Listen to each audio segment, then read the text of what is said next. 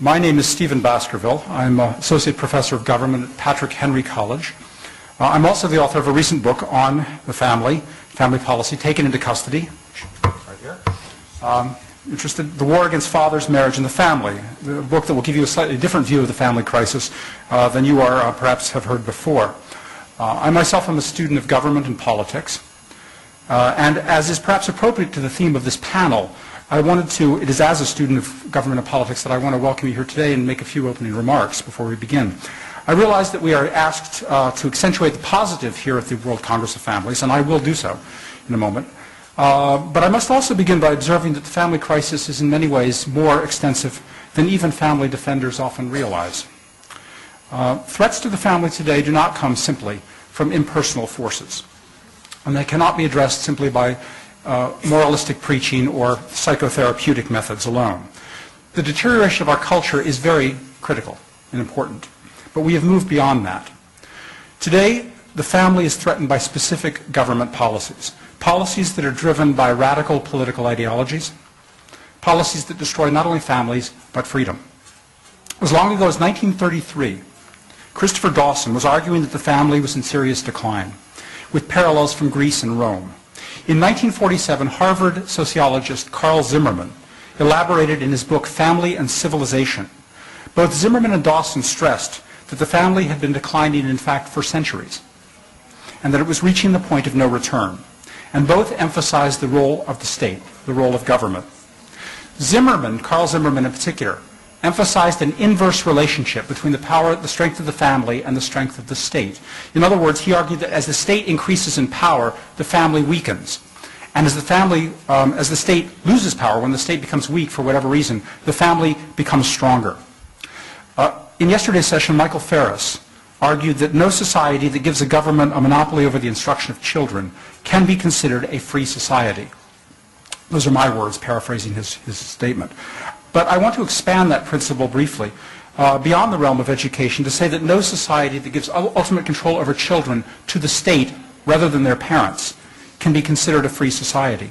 G.K. Chesterton once argued that the family is the main check on state power, and he argued that weakening the family would weaken freedom. Chesterton was writing about divorce. And a critical difference between today's debates on the family and those in Chesterton's day and those of Zimmerman and Dawson is the way that they approach the now neglected issue of divorce. The central indicator through most of modern history, whenever issues of family or marriage arose until recently, and today the most direct cause of family breakdown is still divorce. Today we see a vindication of Chesterton's prophecy. As divorce destroys the family, it is also destroying, and other factors as well, it is also destroying freedom.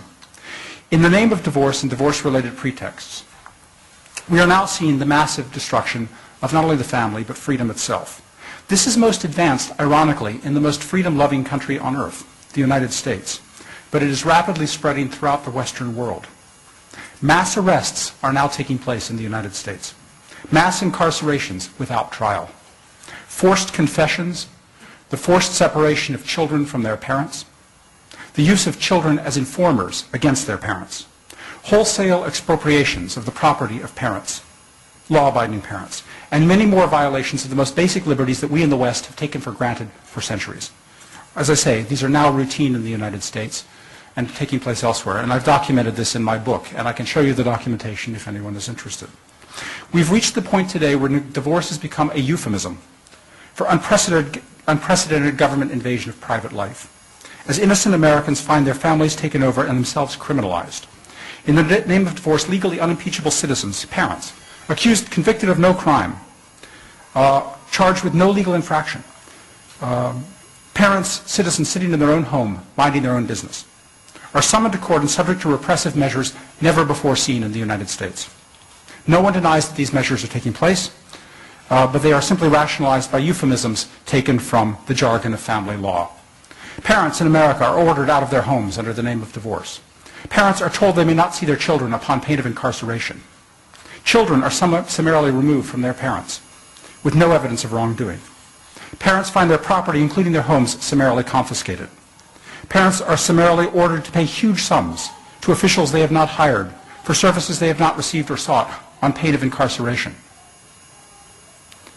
Parents are handcuffed and forcibly removed from their homes, separated from their children, without being formally charged with or tried for any crime. Parents are summarily ordered to pay staggering sums which they have never agreed, assigned debts they did nothing to incur, and their wages are confiscated, again on pain of incarceration. Parents in America are jailed without trial. Parents, we have documented cases of parents being beaten in police custody.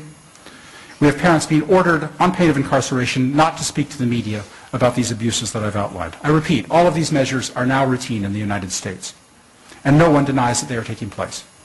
What is most astonishing is the absence of any opposition or outcry or media attention. We hear a lot about human rights in Europe and elsewhere in the world, but until we face these violations of the most basic human rights, I fear that our professed concern will ring hollow. Now for the positive side. Whenever Americans, Englishmen, Frenchmen, or others in the Western world have seen their liberties threatened or curtailed in the past, they have unfailingly mobilized in the most courageous way to defend their freedom, not hesitating to risk and to sacrifice their lives for their families, their countries, and their liberty. We in the pro-family movement have had difficulty mobilizing an active response in the name of saving the family. Perhaps we might be more successful in the name of saving our freedom.